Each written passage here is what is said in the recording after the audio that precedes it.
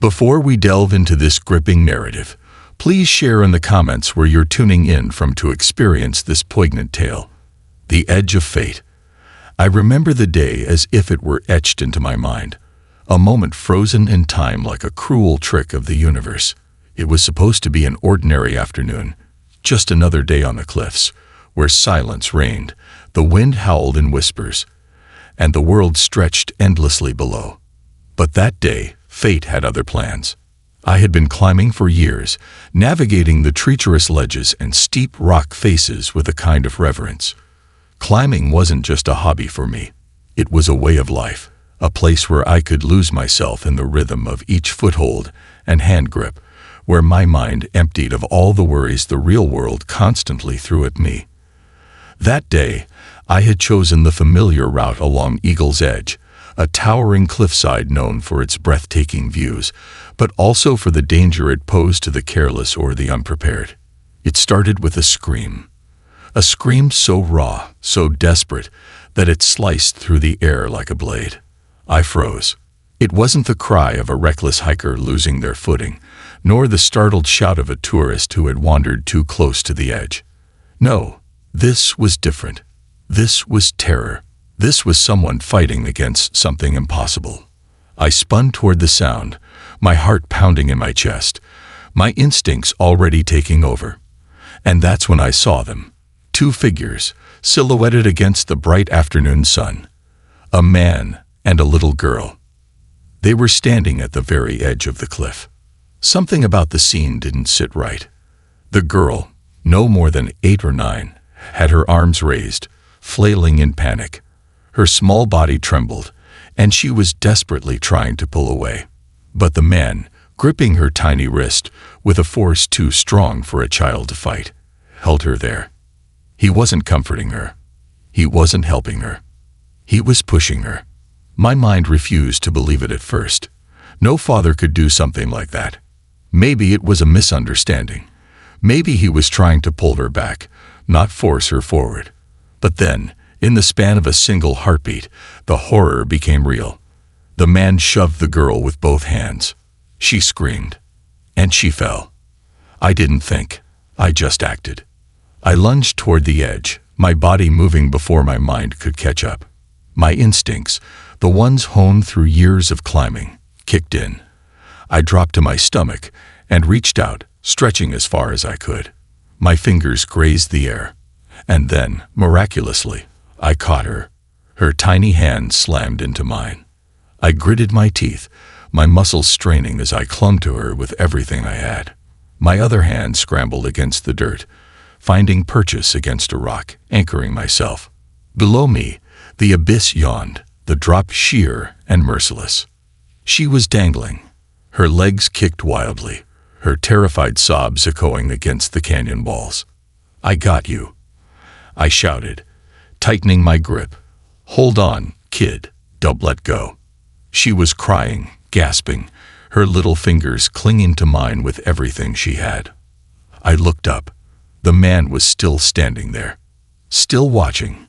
His face was unreadable, emotionless, and then, without a single word, he turned and walked away. I felt rage like I had never felt before. My entire body burned with it. But there was no time to dwell on him. The girl in my grip was slipping, her fingers barely holding on. "I won't let you fall," I promised, adjusting my hold, bracing myself. "But you have to help me. Try to climb up, okay?" She nodded quickly, sniffling through her panic. Her small body trembled as she tried to lift herself, her tiny feet scraping against the rock wall. It took everything in me to keep my grip steady, to ignore the burning in my arms, the sharp sting of my fingers digging into the rough cliffside. Inch by inch, she fought her way up, until finally, I pulled her over the edge. She collapsed against me, shaking violently, her sobs racking her tiny frame. I held her. "It's okay," I whispered. "You're safe. I got you." She clung to me like a lifeline, her fingers twisting into my jacket, as if letting go meant the world would disappear beneath her. For a moment, neither of us spoke, just the sound of the wind, and her quiet cries filled the air. Then, finally, I pulled back, gently brushing the hair from her tear-streaked face. And that's when I saw her clearly for the first time. And my breath caught in my throat. Because I knew her. A face from the past. For a long moment, I couldn't move. I couldn't speak. I just knelt there, staring into the girl's terrified eyes, feeling the weight of something far heavier than the moment pressing down on my chest. I knew her. Not in the way you recognize a child you've seen before, like the neighbor's kid or the daughter of an old friend. No, this was different. Her face was like a ghost from my past, a painful echo of a memory I had long buried deep inside me. The eyes staring back at me were hauntingly familiar, large, round, and filled with unshed tears, their deep brown depths reflecting a fear that had no place in a child so young. Her face, delicate yet strong, bore features that made my breath hitch in my throat. I had seen those eyes before, had watched them light up with joy, darken with sorrow. I had seen them in someone I once knew, someone I once loved. A name hovered on my lips, a name I hadn't spoken in years. I swallowed hard. What's your name? I finally managed to ask, my voice barely above a whisper. The girl sniffled, her tiny body still trembling. Maya, she choked out, clinging to me as if the earth itself might betray her again. Maya. My chest tightened, my heart pounding so hard it felt like it might break free from my ribs. I forced myself to breathe, to push past the disbelief crashing over me in waves. Because I knew another Maya. A different Maya. A Maya who had once meant the world to me. Her mother. I didn't ask any more questions, not yet. The girl was still shaken, and there was no time for answers. I had just saved her life, but I still had no idea what kind of danger she was in. Or why a man who might have been her father, had just tried to throw her off a cliff. I looked around, scanning the area. The man was gone. He had walked away as if none of this mattered, as if he hadn't just tried to murder his own child in broad daylight. My stomach churned at the thought. How could someone do that? How could any father be capable of something so cruel? And more importantly, where had he gone? I turned back to the girl, gripping her shoulders gently. Maya, I said softly, I need you to tell me the truth. Who was that man? Her bottom lip quivered. My dad, she whispered. I clenched my jaw. My hands, steady even on the most dangerous of climbs, shook slightly. I had no children of my own, but I had always believed in the unbreakable bond between a parent and their child. A father was supposed to protect his daughter, to be her shield against the world. But this man, he had become the very thing she needed protection from. Why would he do this? I asked, careful to keep my voice calm despite the storm raging inside me. Why would he try to? I swallowed the words, unable to say them out loud. Maya shrank into herself. He said I wasn't his. My breath hitched. He said my mom lied to him. She continued, her voice small, barely audible over the wind. He said he always knew, but when she died, he found a letter. A cold feeling crawled down my spine. Maya's mother, was she really gone? And if she was, what letter had her father found? I looked at the girl again, searching for the truth in her frightened gaze. And suddenly, it all made sense. Her eyes, her face. I wasn't just imagining things. She wasn't just some random child. I wasn't just another stranger who happened to save a little girl's life. Because Maya wasn't just anyone. She was my daughter. I felt the world tilt beneath me. My breath came in short, uneven bursts, the weight of realization pressing down on me like 1,000 pounds. I had never known. I had never been told. And yet here she was. I stared at her, my mind racing, memories rushing back in a flood I wasn't prepared for. Maya's mother, Isabel, Izzy, she had been the love of my life once, the woman I thought I'd spend forever with.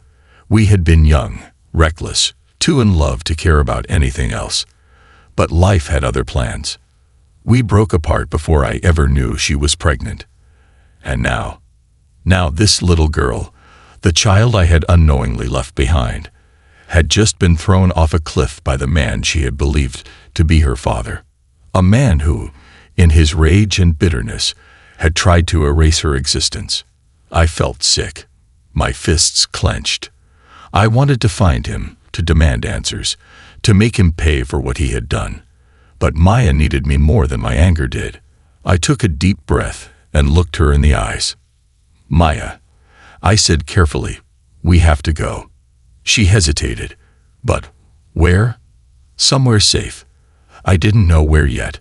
All I knew was that I wasn't going to let anything happen to her. Not now. Not ever. I took her tiny hand in mine, standing up and pulling her close. She didn't resist. She trusted me. And maybe, just maybe, I was finally where I was meant to be. With her. My daughter. Running from shadows. The moment I took Maya's hand in mine, something inside me shifted. A weight I never knew I carried settled into place. A responsibility, a connection, a fierce, unshakable need to protect. She was mine. My daughter. And in that instant, I knew I would do whatever it took to keep her safe. But safety wasn't guaranteed. Not yet. We needed to move. I glanced around, scanning the rugged landscape of Eagle's Edge. The vast cliffs stretched endlessly, their jagged peaks biting into the sky. Below us, the valley lay quiet, untouched by the horror that had just unfolded at the edge of this precipice. The wind howled in my ears, but it wasn't the wind I feared. It was him. Maya's so-called father. I didn't know where he had gone. That was the problem. A man who had just attempted to kill his own daughter wouldn't simply disappear. He wasn't done. And if I knew anything about people who carried that kind of darkness inside them, it was that they didn't give up easily. I crouched beside Maya, lowering my voice. "Maya, listen to me. We need to get out of here, okay?" She clung to me, her tiny fingers gripping my jacket as if she were afraid I'd disappear too. "What if he comes back?" she whispered. I swallowed the rage burning inside me. "He won't find us," I said firmly. "I won't let him." Maya nodded, but her little body still trembled.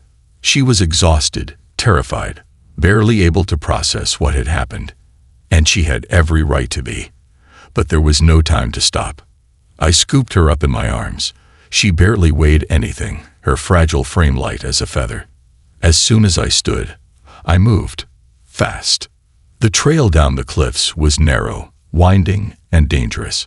I knew it well, but with a child in my arms, every step carried new risks. I kept one arm wrapped tightly around Maya and used the other to steady myself against the rocks. Time stretched as we descended. My mind raced ahead, trying to piece together the mess that had just unfolded. Maya's father had found a letter, something that had convinced him she wasn't his, and if he was right, that meant Isabel had hidden the truth from him. And from me. Why? What had happened all those years ago? I hadn't seen Isabel since we parted ways. We had been young, two reckless souls caught in the whirlwind of something too big for either of us to handle. We loved hard, fought harder, and when it ended with a finality that neither of us dared challenge. She never told me she was pregnant. I never knew Maya existed. And now, she was gone. I gritted my teeth. There was no time for grief, no time for the questions that clawed at the back of my mind. Right now, all that mattered was keeping Maya safe. By the time we reached the tree line at the base of the cliffs, my arms ached from carrying her, but I didn't put her down. Not yet. The sun had started to dip lower, casting long shadows through the dense forest. We weren't safe. Not until we were far away from here. I made my way through the trees, my senses on high alert. Every rustle of leaves, every snapping twig sent a wave of adrenaline coursing through me. I wasn't just worried about the man who had abandoned his child on a cliffside.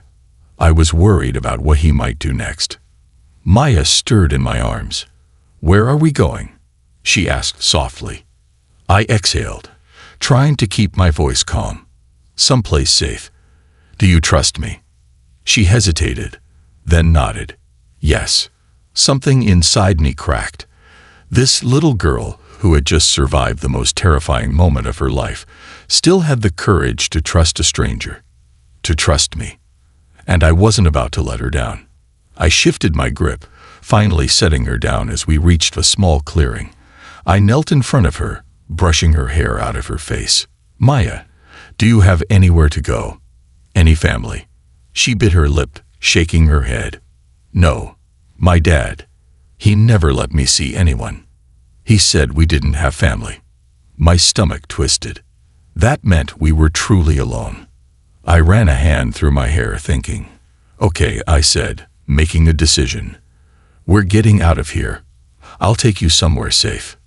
Maya looked up at me with those eyes. Her mother's eyes. "Where?" I hesitated. I had no plan, no destination. But I knew one thing.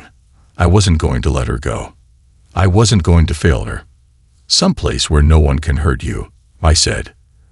And with that, I took her hand again, leading her away from the nightmare she had just escaped. But as we walked deeper into the forest, a single chilling thought refused to leave my mind. Maya's father might have disappeared, but he wasn't gone. Not for good. And I knew, without a shadow of a doubt, that he would come looking for us. And when he did, I would be ready. Because I wasn't just protecting a little girl anymore. I was protecting my daughter. Hunted in the dark. The deeper we went into the forest, the heavier the silence became. The only sounds were the crunch of leaves beneath my boots and the quiet, uneven breaths of the little girl walking beside me. Maya hadn't said much since we left the clearing. She was still in shock. I could feel it in the way her tiny fingers clutched mine, in the way she kept glancing over her shoulder as if expecting her father to appear out of the shadows. She was afraid. And the truth was, I was too. Not for myself, but for her.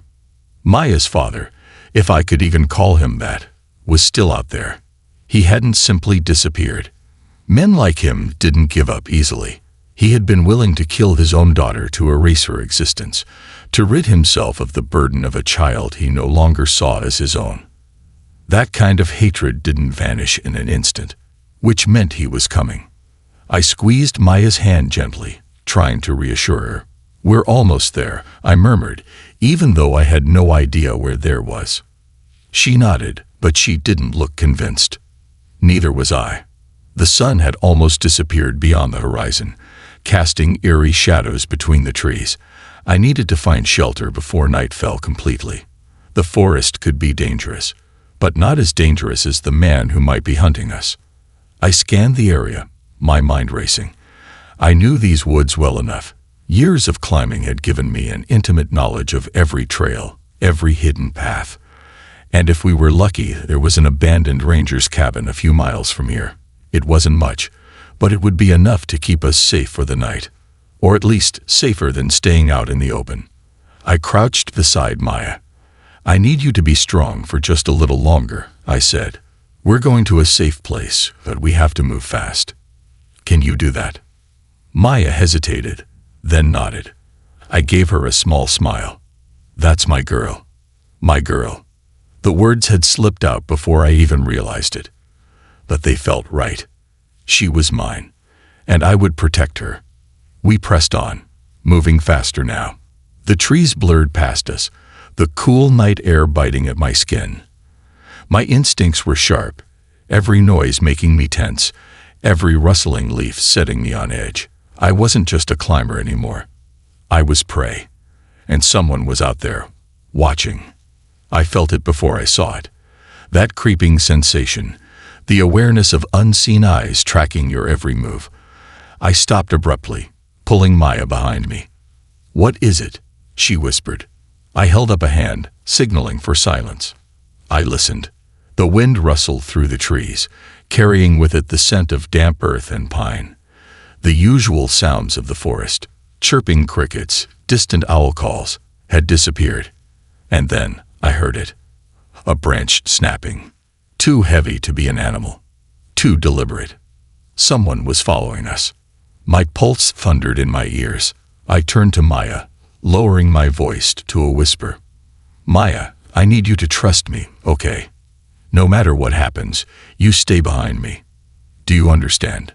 Her eyes widened, but she nodded. "Good girl." I straightened, scanning the darkness. The trees were thick, their shadows swallowing everything. But I wasn't waiting for the danger to come to us. I was going to face it head-on. I pulled Maya to the side, crouching behind a fallen log. She huddled close, pressing herself against the wood, her breath shaky. I waited. The seconds stretched into eternity. Then, another sound. Footsteps, slow, calculated, moving closer. He was here. I clenched my fists, forcing myself to breathe. I had never been a violent man. I had spent my life climbing mountains, escaping into the wilderness to find peace. But right now, I was ready to fight. A shadow moved between the trees. A figure, tall and broad, stepped into view. Maya stiffened beside me. I felt her entire body go rigid with fear. It was him. Even in the darkness, I recognized the way he moved. The same cruel, methodical presence I had seen on the cliffside. The man who had tried to kill his own child. And he wasn't alone. Two more figures flanked him, their faces obscured by the night. My stomach twisted. He had brought help. Maya's grip tightened on my arm. "He found us," she whispered, barely audible. I wrapped an arm around her, keeping her close. "We're not done yet," I murmured. I had spent years navigating impossible climbs, defying the odds when the mountains tried to break me. I had survived falls that should have killed me, conquered peaks that had claimed better climbers than me. And right now, I wasn't going to let some coward take my daughter away from me. The man took another step forward, his eyes scanning the woods. "Maya," he called, his voice cold, emotionless. "Come out now. Let's go home." My hands curled into fists. Home. He had tried to murder her, and now he wanted her back. Maya shrank against me. She was terrified. I leaned in close. "No matter what happens, stay behind me," I whispered. "I won't let him take you." She nodded, her tiny hands gripping my sleeve. The man took another step forward. His gaze swept the trees, searching. His companion stayed back, waiting for his signal. I exhaled slowly. Then I stood. His eyes locked onto me instantly, his expression shifting from smug confidence to something else. Surprise. "You," he muttered. I didn't move. I didn't speak. I just stared at him. And in that moment, I made a decision. I wasn't going to run. I wasn't going to hide. If he wanted my daughter, he was going to have to go through me. The line between fear and courage. I stood tall, my feet planted firmly on the forest floor, my body shielding Maya. The wind rustled through the trees, but the silence between us was deafening.